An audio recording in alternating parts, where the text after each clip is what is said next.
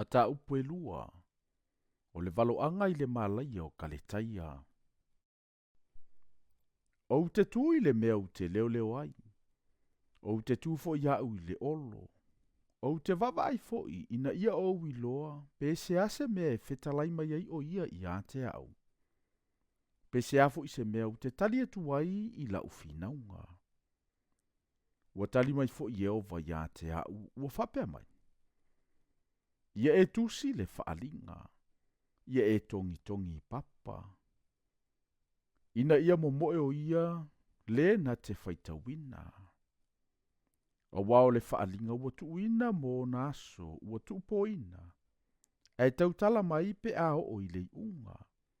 E le pepelo lava. E ui lava ina tuai mai. A ia whaatali tali pe iai. A wae o mai lava, e le whaatuai mai.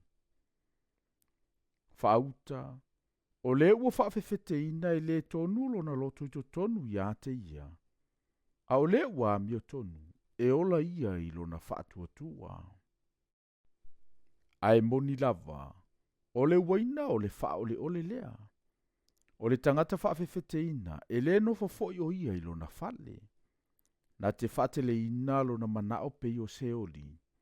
E pei o le oti lava ia, e le ma ona lava. Na te whapotopoto ina nu umalava ia te ia. Na te awha ina fo ia te ia nu uma.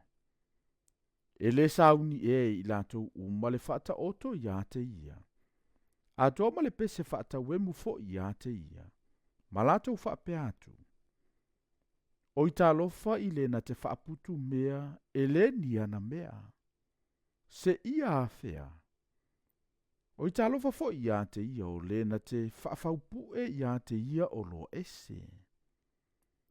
E le whaafua se i ea o na tula i atu i lanto woe feutia oe. Ma lato wala mai oe whaatinga ina ina oe. O na avele o oe ma vete ma lato.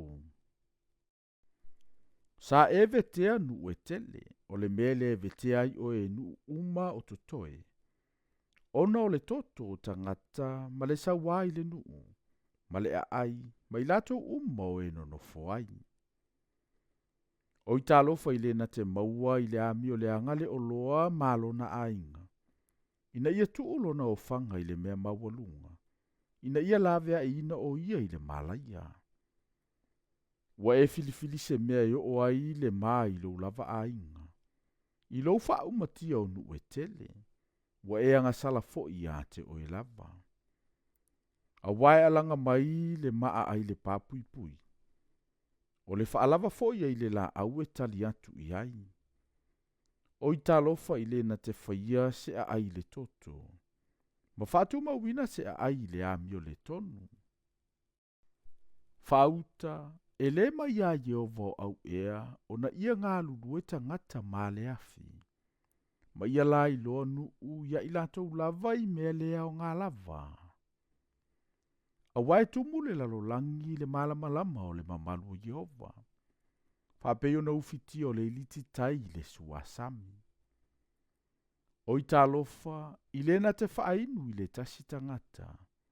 O oe o le lilingi atu lau mea o ona i ate ia. Wa e whaona fo i ate ia. Ina ia e va ai atu i lo lato le lava lava. E tumu oe i le maa, e le o le mamalu. Ia e inu fo i oe. Ma ia ali lo le peritomeina. E li liu atu i ate oe le ipo le a autau matau wa Yehova. E iai fo i le pua inga e wha maina ai i luma o lo mamalu. A wae lilo ia oe i le saua na whaia i le panona. Ma le wha umatia o manu e matua mātata wai i latou. Ona o le toto o tangata ma le saua i le nuu, ma le ai, ma i latou uma o e no foai. Se a ea le au ngā o le tupua uata ina uataia e le nana whaia. O le tupua ua mea, ma le ao i le pepelo, ina ua whaatua le na whaia i lana mea na whai.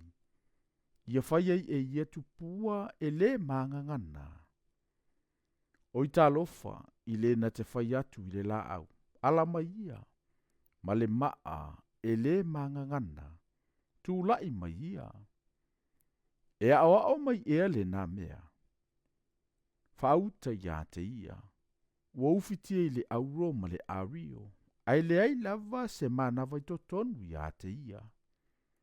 Ao Yehova, wailona malu malu pa ia o ia. I nā whaalolongo ia le lalolangi uma i o na luma.